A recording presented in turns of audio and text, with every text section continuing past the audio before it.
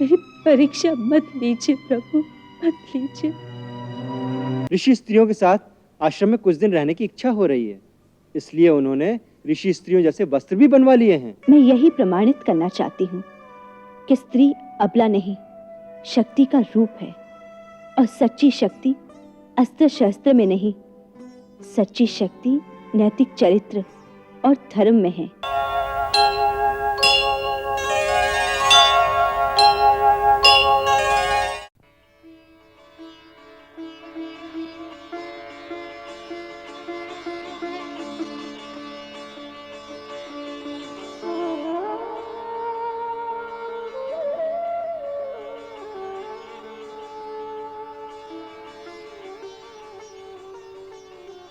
हे राघव, यदि मैंने मन, कर्म, वचन से इन चरणों के अतिरिक्त और किसी का ध्यान नहीं किया, तो मेरा वचन निभाने में मेरी सहायता कीजिए, क्योंकि पति की आज्ञा के बिना नारी अपने किसी भी धर्म या वचन का पालन नहीं कर सकती। अतः मुझे जाने की आज्ञा दीजिए, अन्यथा मेरे लिए अपने ही योग अग्नि में जल के भस्म होने के अतिरिक्त इस कलंक को मिटाने के लिए और कोई रास्ता नहीं।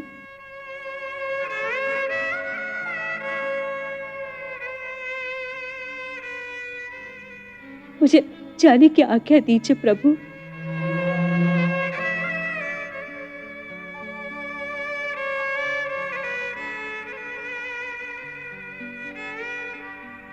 मुझे आज्ञा दीजिए प्रभु, मुझे आज्ञा दीजिए।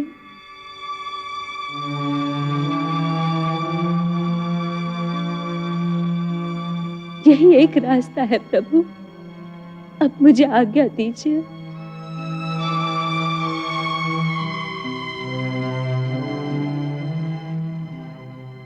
मेरी परीक्षा मत लीजिए प्रभु, मत लीजिए।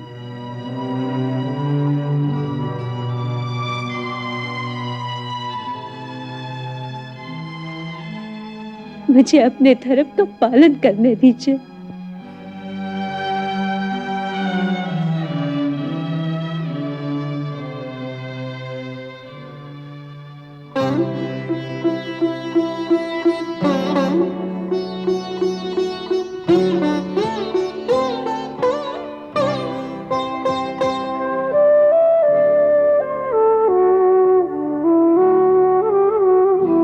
जब एक सती ने दृढ़ होकर महात्याग का व्रत उर्धारा, सिय के संकल्प के आगे रघुकुल का राजा हारा।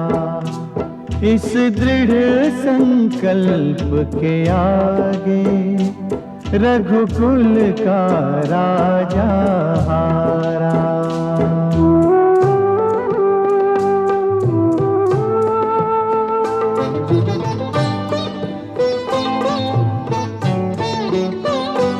रघुकुल की डगमग नैया अब कैसे लगे किनारे, हर कोई आशा बांधे बस सिय की ओर निहारे।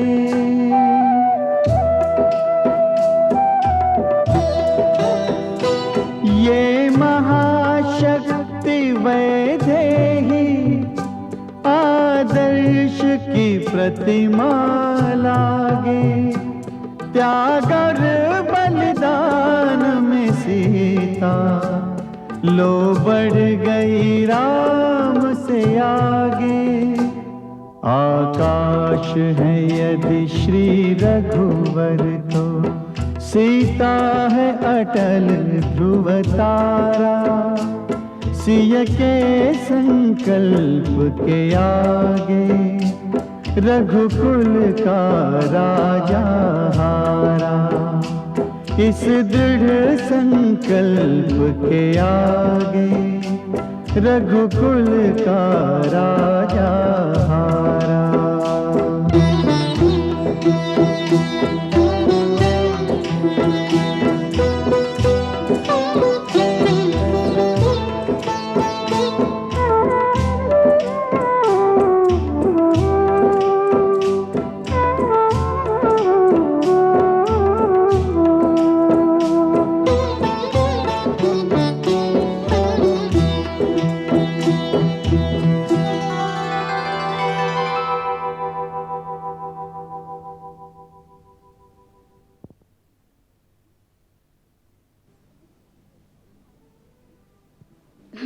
पहले उपवस्त्र तो धारण कर लीजिए। अरे मुझे जल्दी में कुछ याद नहीं रहता। ये अर्धरात्रि में सहसा जाने की क्या आवश्यकता आन पड़ी? ये तो भैया और भाभी जाने। मेरा धर्म तो केवल आज्ञा पालन है। राजा रानी का आदेश हुआ, सेवक तत्पर तैयार। मेरा विचार है इस मास पूर्णिमा को गंगा स्नान का विशेष महत्व होता है। तभी भाभी ने सोचा होगा सूरज की पहली किरण के साथ गंगा स्नान का पुण्य लाभ प्राप्त करें। इतनी जल्दी पहुंच जाएंगे? लक्ष्मण जैसा सारथी हो तो कुछ असंभव नहीं। तुमने अभी हमारा रथ चलाना नहीं देखा उर्मिल। लौटना कब होगा? कौन जाने। उस दिन भाभी कह रही थी ऋषि स्त्रियों के साथ आश्रम में कुछ दिन रहने की इच्छा हो रही है, इसलिए उन्होंने ऋषि स्त्रियों जैसे वस्त्र भी बनवा लिए हैं। ऐसा क्यों? वो कह रही थी ऋषि आश्रम में राजसी वस्त्र अच्छे नहीं लगते। परंतु अब वो महारानी हैं, उन्हें तापसी वेश नहीं धारण करना चाहिए। उनकी इच्छा को कौन टाल सकता है। माताओं का भी आदेश आया है इन दिनों भाभी की कोई भी इच्छा निरापद न की जाए।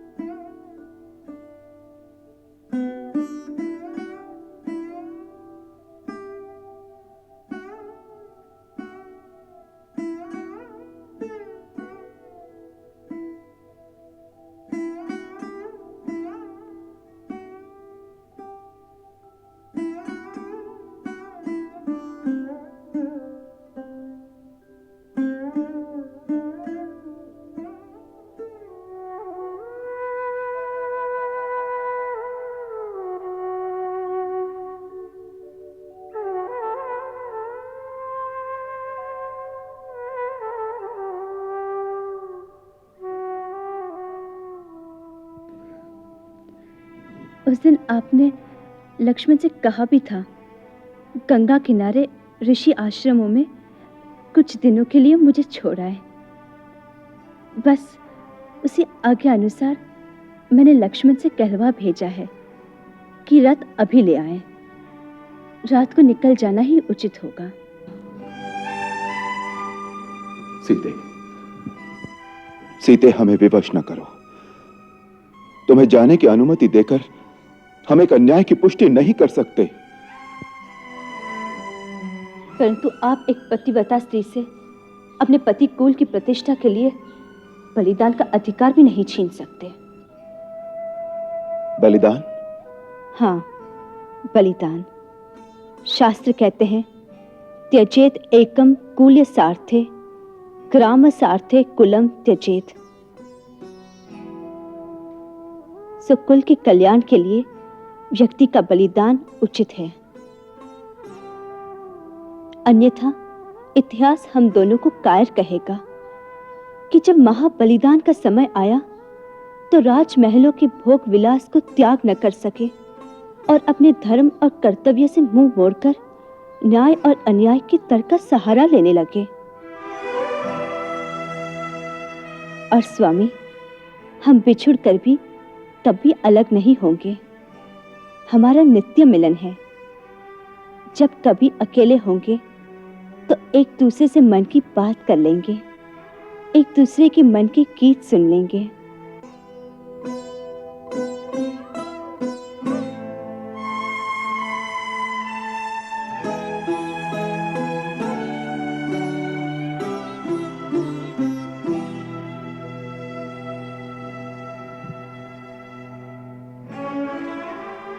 सीते, इतने बड़े बलिदान को तुमने कितना सहज बनाकर कह दिया है, परंतु सोचो तो, इस अवस्था में तुम अकेली वन में निस्सहाय कैसे रह सकोगी? जब आपको अपनी सीता के बारे में ऐसी चिंता है, तो साधारण मनुष्य का स्त्री को अबला समझना न्याय संगत है। मैं यही प्रमाणित करना चाहती हूँ कि स्त्री अबला नहीं, शक्ति का रूप है, और सच्ची शक्ति अस्त्र शस्त्र में नहीं, सच्ची शक्ति नैतिक चरित्र और धर्म में है। और यही धर्म और उसकी शक्ति मनुष्य की हर स्थान पर रक्षा करती है, चाहे वो नगर में हो या वन में। फिर वन में पशु पक्षी भी प्रेम की भाषा समझते हैं। देखा नहीं, ऋषियों के आश्रम के पास हिंसक पशु भी अपनी हिंसा छोड़ देते हैं। सती स्त्री के धर्म में भी वही शक्ति है।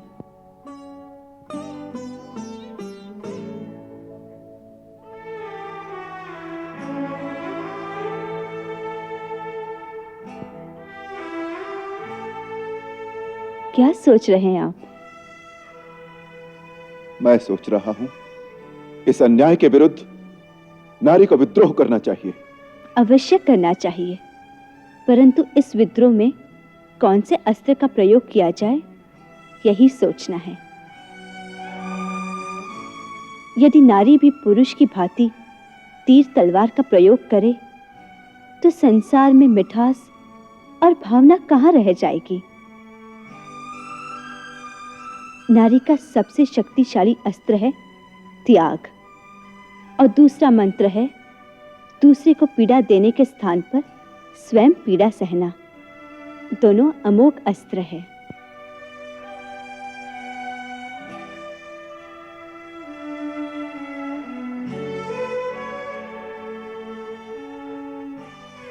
पुरुष तलवार से अपने शत्रु को जीत तो लेता है, परंतु उसके मन पर अधिकार नहीं पा सकता। उसके घाव बाकी रह जाते हैं। स्त्री जब दूसरे का अत्याचार सहकर भी उसको बदले में प्रेम देती है, तो सामने वाला एक दिन हथियार डालकर उसे नमस्कार करता है। पुरुष केवल शरीर पर विजय पाता है, स्त्री मन को भी जीत लेती है। प्रजा हमारी संतान है। आज उन्होंने अपनी माता पर लांछन लगाया है। हम अपने बलिदान से उनके हृदय में पश्चाताप की ऐसी ज्वाला भड़का देंगे कि एक दिन वो नतमस्तक होकर आपके चरणों में गिरकर क्षमा मांगेंगे।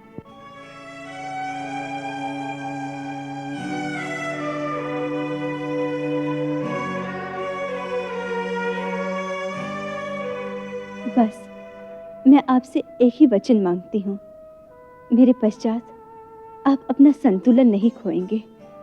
यदि आंख भी भर आई तो लोग आपको निर्बल कहेंगे कि स्त्री के वियोग में रोता है। फिर यह बलिदान वृथा हो जाएगा। लोग राजा को मानव नहीं मानते, एक महामानव मानते हैं। एक नायक का यही उत्तरदायित्व है कि जो लोग उसे प्रेरणा ले, उसे ध्यान में रखकर अपने दुख अपने अंदर ही डुबो ले।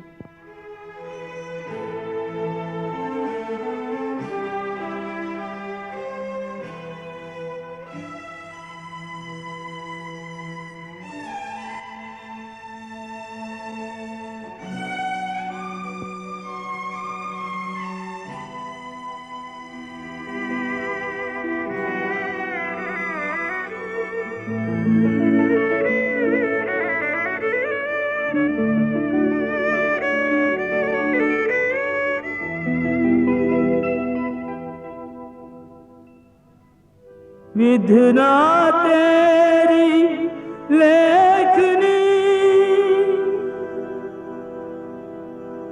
निष्ठुर निर्मम क्रूर, जो सपने हो नहीं दूर रहे, कर दिया उन को दूर।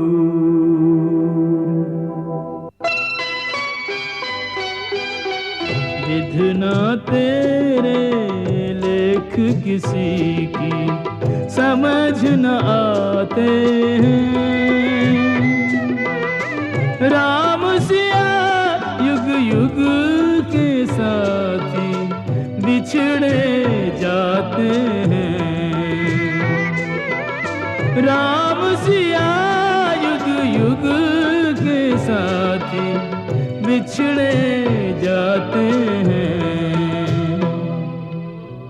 विधना तेरे लेख किसी की समझ न आते हैं।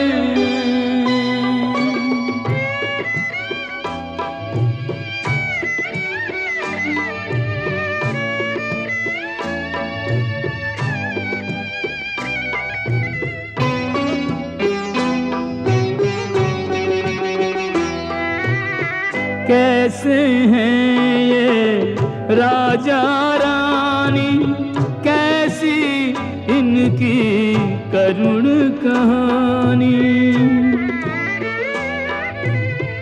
ये पलकों पे रोक रहे हैं पीड़ा के सागर का पानी। ये पलकों पे रोक रहे हैं पीड़ा के सागर का पानी। एक दूजे से एक दूजे की पीर छुपाते हैं। राम सिया युग युग के साथी बिछड़े जाते हैं। विधना तेरे लेख किसी की समझ न आते हैं।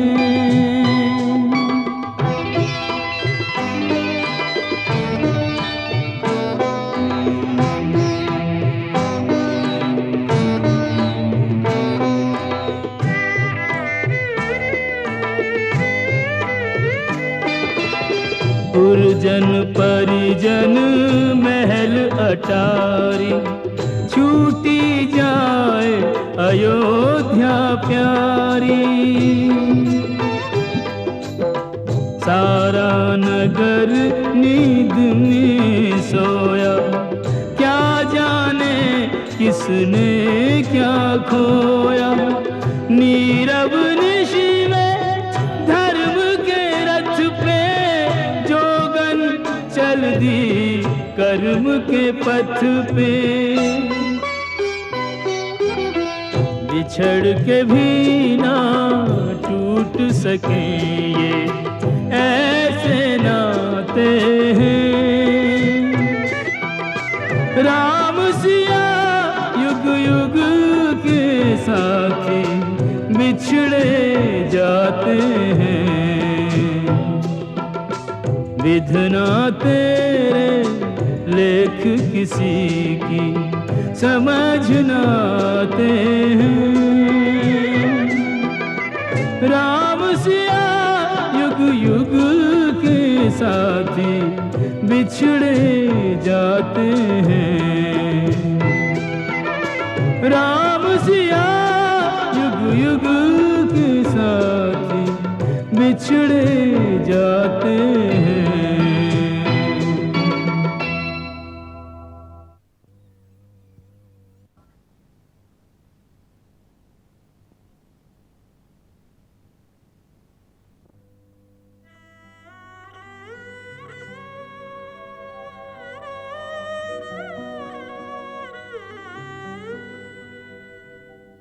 अपने अंतर्द्वंद से हारा हुआ है मौन है। रघुवर तो सीता संग गए, जो रह गया वो कौन है।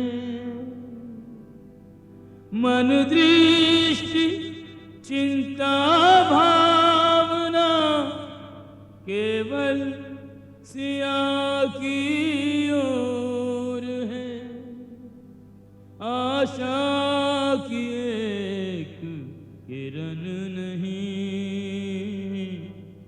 कैसे